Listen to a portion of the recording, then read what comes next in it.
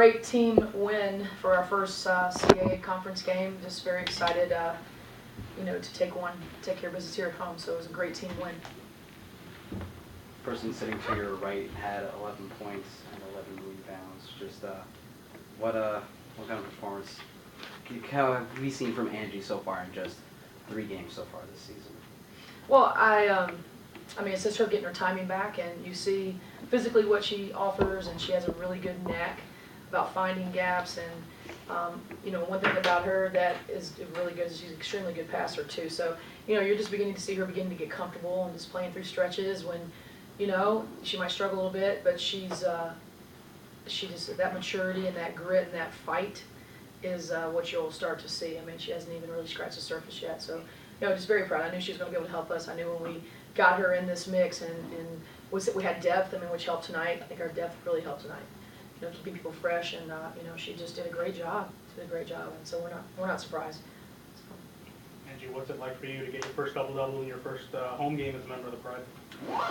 It's exciting, but like you said, I'm just scratching the surface, and I'm ready to do more to help my team. Coach, talk about that depth. Your team puts up 32 points in the paint tonight. Only 3 of them come from ALO. I mean, do you start to see some other options developing down low? Yeah, I mean, we want E to get the ball, and we want E to score. The thing that Angie's been sitting here watching for the first 8, 9, 10 games, whatever, is that 3 people have been on her. I mean, she never catches the ball free. She never has single coverage. So what Anjie does tonight will obviously allow more space for E and more space for Nay, because then it's going to be a hard combo. And I think that's what I say to E, that's what I say to Anjie, that's what I say to Nay or DTP. That's what we need, because then it's like you're not going to be able to sit the house on one person. And so just very, very proud about that. I mean, that's going to open up, and that's the games we're going to need 4 people in double figures, for us to win ball games. We're almost right there tonight, and so we need every single one. We need 4 or 5 people in double figures for us to win the games, all the games that we need to win. So, yeah. Before the game, you told me that you wanted to get the ball to Anjie more. Do you think your team did a better job of that tonight? Yeah, we focused the last couple of days of that inside game. We felt like we didn't do that at the last contest that we had in our non-conference, and we just got a little starstruck when people were taking away one option, and so we just decided to go back to the basics, make sure what we talked about at the beginning of the season about having an inside-out game, and the last few days of practice was our emphasis on that, and I was proud of these guys doing that tonight.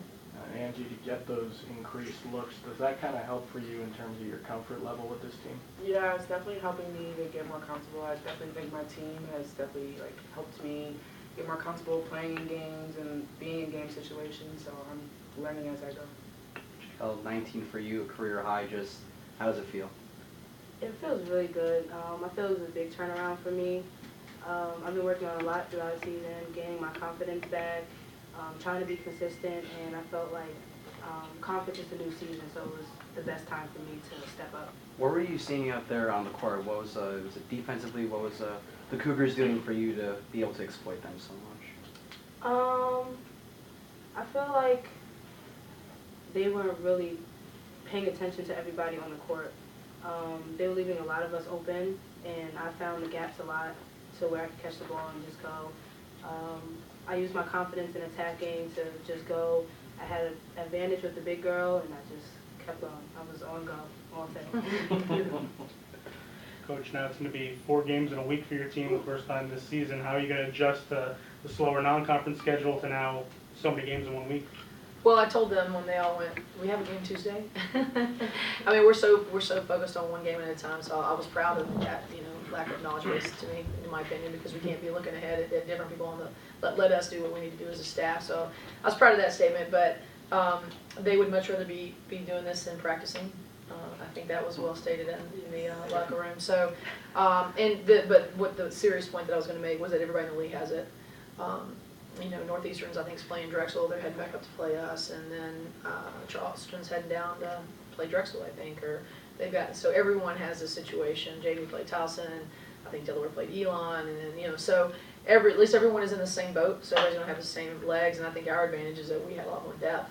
So we were able to not have to play. If you look on our stat line, we were not have to play, 4 people at 38 minutes. And if you look at some people in our league, they don't have that type of depth. So, you know, this is gonna be fun for us if we can have everybody ready and embrace their role and then give what the team needs on any given night, and, you know, we'll be heading in the right direction when that happens, so. And once we get everybody dressed out too, so we still have some folks that, you know, had a couple injuries here that'll be here soon, so it's gonna make it for a nice rotation. Coach, you talk about that depth. Your team puts up 44 points from non-starters. They don't record a single point from a non-starter. Does that kind of lack of depth on their side put this maybe in perspective in some way? Yeah, certainly. I mean, they definitely, you know, don't have the depth that we have, and, you know, we try to use that as our advantage. I mean, look, I've been on the other side where some folks, it's what it is, you know, and people have to learn how to play and be conditioned during that time, but to have this advantage, it's a nice one to be in. I haven't had this luxury in 9 years, you know, being here at Hofstra, so this is the first time, so it's a nice feeling to have, probably one I don't want to let go, so.